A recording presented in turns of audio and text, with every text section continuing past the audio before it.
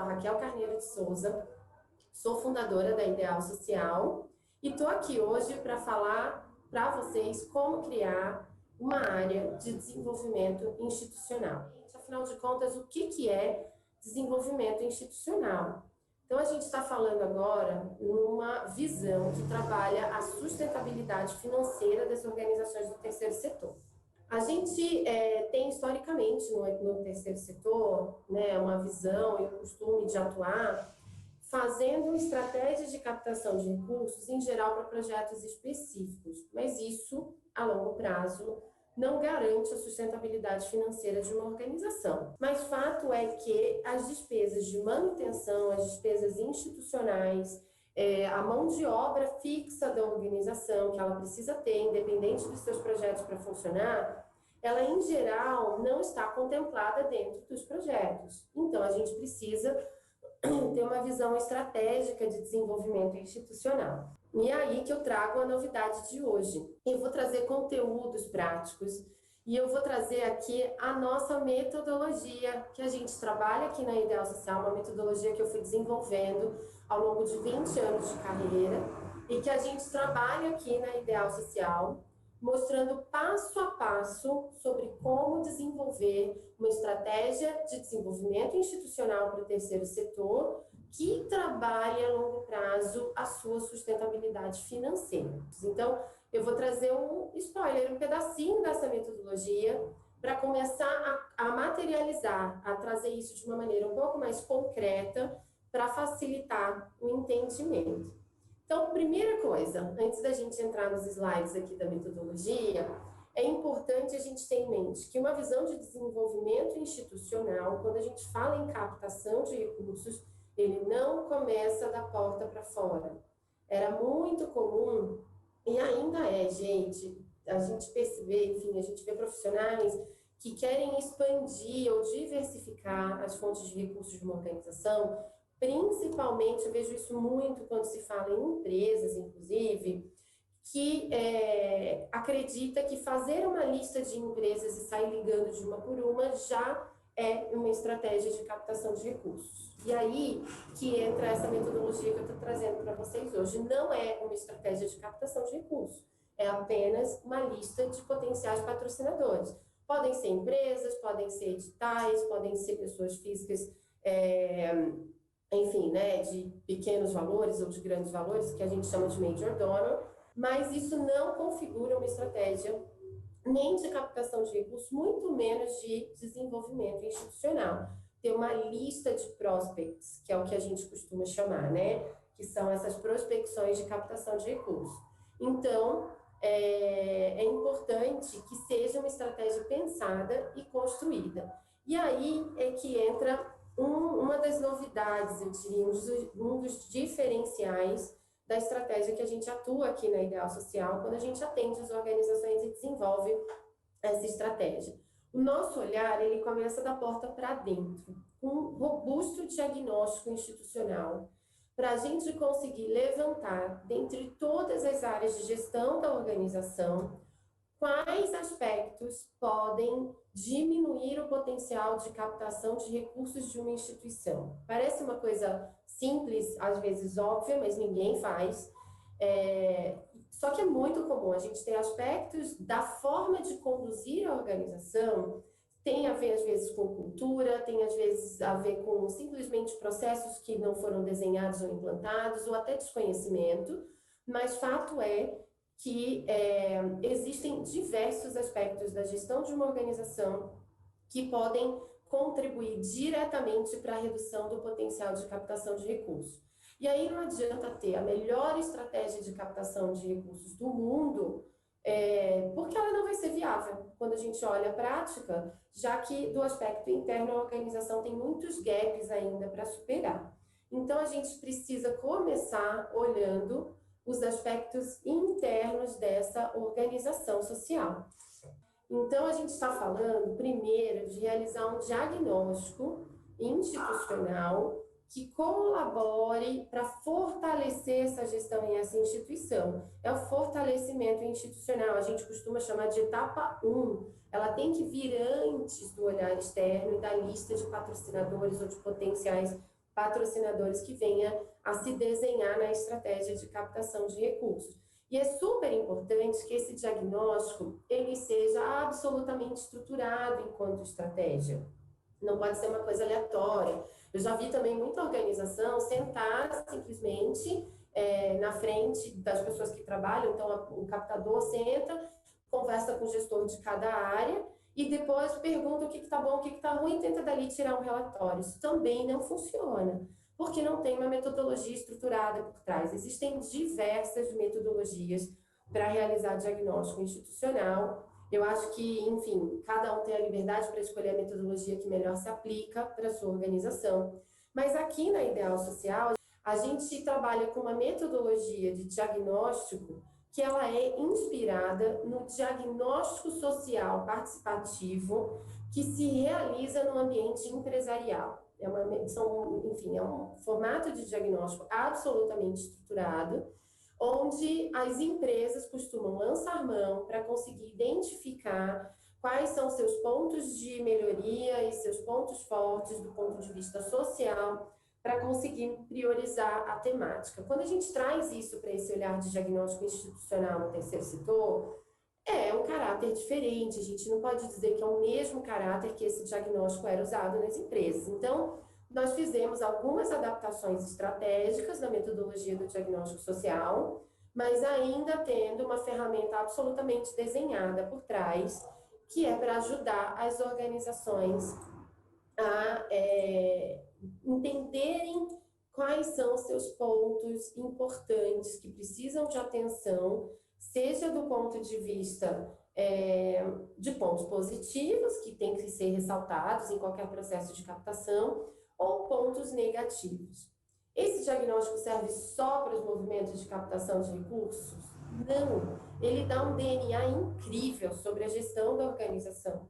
Ele traz uma visão muito estruturada e ampla e global, eu diria, né? Sobre todas as interfaces da gestão dessa organização. Então, eu diria que isso eleva o nível de maturidade dessas organizações, porque vão se conhecer melhor, vão se conhecer de uma maneira estruturada, que não é simplesmente a opinião, a análise de um profissional individualmente, é algo que enfim, né, tem uma estratégia, uma ferramenta por trás, então tira a análise do campo do eu acho e coloca essa análise num campo mais profissionalizado.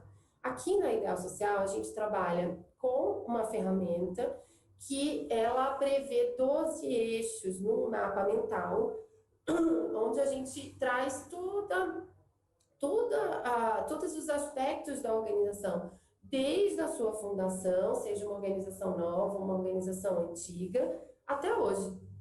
Então, a gente consegue ter uma visão muito geral, tanto do motivo pelo qual ela foi fundada, né? Qual é a motivação, qual é o propósito. A gente consegue olhar e analisar todos os aspectos de governança e gestão, público-alvo, abrangência com potencial de crescimento dessa abrangência ou não, metodologia do trabalho, as ações especificamente de captações de recursos, de comunicação, resultados e impactos ou obtidos até hoje, se estão estruturados ou não, do ponto de vista de metodologia de análise, qual é a mão de obra que essa organização conta, ela trabalha só com voluntários, ela tem funcionários fixos, ela tem uma pessoa dedicada para a organização, para trabalhar a captação de recursos, é em tempo integral, não é em tempo integral, então todos esses aspectos são importantes.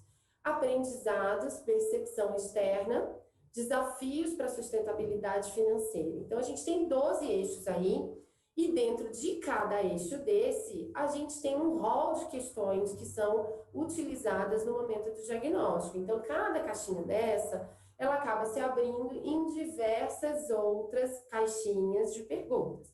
E aí, o que é a adaptação e o que essa metodologia de diagnóstico se assemelha ao diagnóstico social participativo que eu falei lá, que é muito usado nas empresas, né, para olhar as temáticas sociais. Ele acontece em 3 momentos. Primeiro momento, a gente faz uma análise documental, que é extremamente importante. Um captador de recursos que nunca leu o estatuto e a ata de eleição de diretoria daquela organização, para onde ele está trabalhando ou prestando consultoria, ele não tem a menor condição de fazer uma estratégia efetiva. Então, a gente tem que fazer uma análise documental, que não se limita ao estatuto. Então, a gente olha tudo que a organização tiver, relatórios de atividades, de projetos, relatórios anuais, balanço, se é divulgado ou não, enfim, o estatuto, tanto a ata de fundação quanto todas as alterações estatutárias que vieram depois disso, para entender se é uma organização mais antiga, o que ela evoluiu, o que ela mudou ao longo do tempo, quais os desafios que ela enfrentou. Então, a gente faz uma robusta análise documental.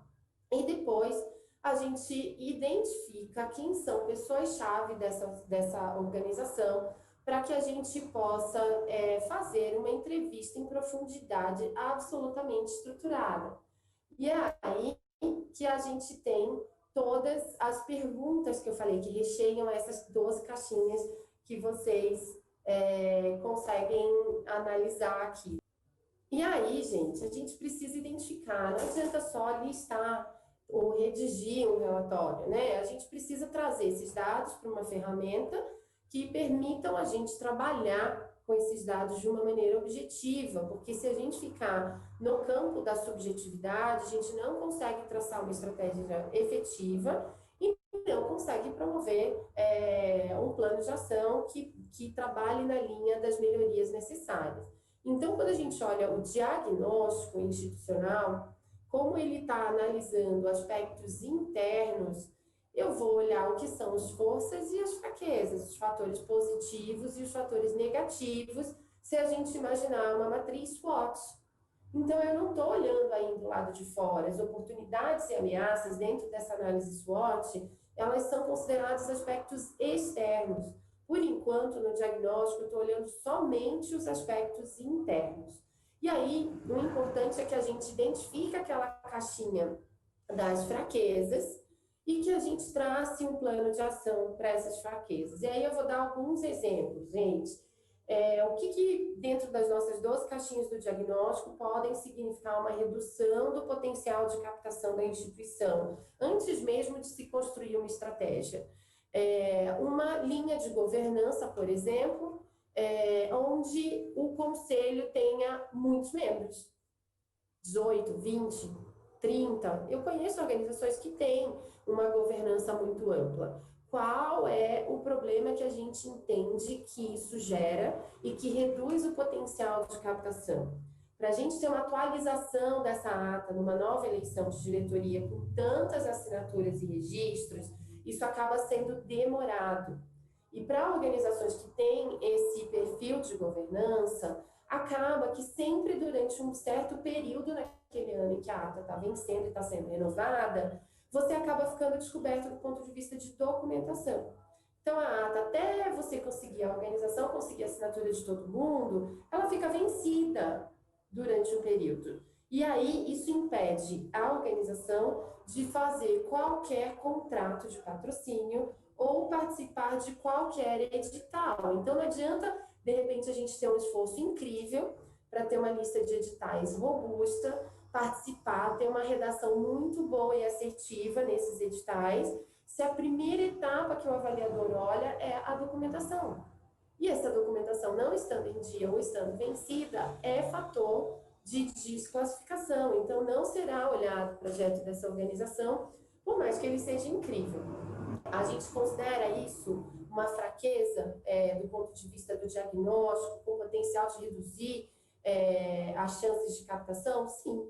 E aí precisa dar uma olhada nessa governança. Isso é só um dos pontos que a gente pode exemplificar. Não ter, por exemplo, uma pessoa dedicada, um captador dedicado à captação de recursos. É uma super fraqueza, porque a gente não teria como desenhar uma estratégia muito robusta de abordagem de diversas fontes, pensando numa diversificação dessas fontes, porque esse captador individualmente talvez não tenha braços para realizar tudo isso. Então, também é considerado uma fraqueza. A gente pode fazer planos de ação para solucionar aquilo que está dentro da possibilidade da organização nesse momento e dentro do orçamento da organização, dependendo de cada tamanho de organização nesse momento. E aí a gente monta um mapa de potenciais patrocinadores. Agora nós começamos a olhar o que são esses aspectos externos da organização. E aí nós dividimos aqui para uma questão de simplificar em 5 segmentos de potenciais patrocinadores. Então a gente tem empresas, estados, indivíduos, fundações e outros mercados e novos arranjos, que são linhas onde a gente trabalha a inovação na captação de recursos também, além de outras, né? E aí o importante é entender que esses 5 segmentos, eles têm diversidades ali dentro que a gente tem que contemplar. Então, quando a gente olha, por exemplo, a linha de empresas, não adianta a gente tratar a empresa sempre no mesmo perfil de propósito de patrocínio do que seria para um projeto via lei de incentivo fiscal. Aquilo tem uma lógica específica, tanto do ponto de vista da captação, quanto para dentro da empresa. É uma oportunidade que ela tem de ampliar o investimento, mas talvez ele ainda não esteja ligado no ponto mais estratégico de necessidade que ela tem no negócio. Tem empresas que já fazem isso e outras não. Mas a gente tem outras possibilidades ali dentro, e assim vai em cada um dos segmentos. E a outra questão importante que está no nosso propósito aqui na Ideal Social é que precisa olhar essa estratégia de captação para que ela seja uma estratégia de desenvolvimento institucional e caminhe na linha da sustentabilidade financeira da organização, que ela agregue para isso. A gente tem que olhar um conceito que a empresa já tem isso como muito comum dentro do ambiente dela, mas que o terceiro setor ainda trabalha muito pouco, que é o conceito de geração de valor compartilhado. O que é geração de valor compartilhado? Toda geração de valor econômico pode também gerar valor para a sociedade. Na prática, isso quer dizer que nós do terceiro setor, ao traçarmos uma estratégia de captação, a gente pode ir mais longe do que a linha da filantropia somente, tá? E não desmerecendo, mas a doação filantrópica e que está nessa linha, né, do querer ajudar e de uma motivação muito pessoal, ela, quando a gente vai para alguns ambientes, como empresas, fundos e fundações nacionais e internacionais, eles ganham outras motivações. E algumas na linha das obrigações e não da filantropia. E isso tudo precisa ser entendido e considerado, porque não há problema algum que a empresa, por exemplo, continue exercendo seu papel de gerar lucro na sociedade, contanto que esse lucro, que é a geração do valor econômico, também gere valor para a sociedade. Isso pode acontecer através de ações próprias ou através de ações junto ao terceiro setor, que traria muito mais legitimidade, inclusive. Então, se a gente traz esse pensamento para dentro da estratégia de captação de recursos, a gente sai da linha do pedir e a gente vai para a linha da troca. O que a organização pode oferecer de geração de valor social para aquele perfil de patrocinador e que isso gera um interesse para ele. Então, essa tem que ser a reflexão diária e cotidiana, porque, de fato, muda o lugar da captação. Deixa de ser aquele pedido em que, muitas vezes, principalmente um captador iniciante, se sente desconfortável numa mesa de negociação, porque parece que a gente entra em situação de desvantagem nessa negociação, né? Quando a gente entra falando de um projeto social, de um benefício que é difícil de medir, porque mudanças sociais são mudanças que levam tempo para acontecer, e aí a gente trata de uma negociação de recurso financeiro numa mesa de reunião. Então, às vezes, é uma posição desconfortável, eu diria, principalmente para captador iniciante. Para mim, eu já não tenho nenhum desconforto em fazer isso. Na verdade, a gente está trabalhando nessa linha da troca, tá? Então, quando a gente coloca essa troca, né, essa mentalidade da troca de valor, a gente sai da esfera do pedir e ganha um outro status dentro dessa negociação. A gente só precisa demonstrar isso para o patrocinador. E aí eu preciso entender qual é a motivação para doar daquele perfil específico de patrocinador que eu estou abordando. Se é uma empresa, será que ela está fazendo, buscando uma organização para que ela possa patrocinar, apoiar de alguma forma, simplesmente para cumprir obrigatoriedades do negócio? Isso acontece com muita frequência. E quando a gente no terceiro setor olha, muitas vezes a gente não sabe reconhecer. E isso acontece até via editais, e até via editais de incentivo fiscal, quando a empresa tem uma atuação muito estratégica. Então, ela aproveita a oportunidade também para cumprir obrigatoriedades. Quem está no terceiro setor e que nunca viu, por exemplo, um edital de desenvolvimento local, onde tem uma lista de municípios que são municípios de área de atuação direta de uma empresa, e ela fecha e amarra no edital de que ela só patrocina projetos naquela região e define quais são as linhas de desenvolvimento local que ela tem interesse. Isso é atendimento de obrigações do negócio. A gente chama de obrigatoriedades. Pode ser para obter uma licença de operação, então, se ela não fizer, ela não consegue funcionar. Pode ser para atender uma condicionante de investimento, ela tem talvez um investidor, um sócio, e aí a gente está falando de empresas de capital aberto, né? Que para comprar aquelas ações, ele traz obrigatoriedade de excelência nessa gestão social e ambiental. Pode ser penalidades, algum impacto social ou ambiental que a empresa já provocou, que, enfim, consciente ou inconscientemente, mas que precisa ser mitigado. E a gente vê muitos editais assim, mas, no geral, quem está no terceiro setor não consegue entender o que está por trás daquilo enquanto motivação. E aí, isso faz com que a gente talvez não direcione muito bem a nossa argumentação, a nossa linguagem para aquilo que vai conquistar o nosso patrocinador.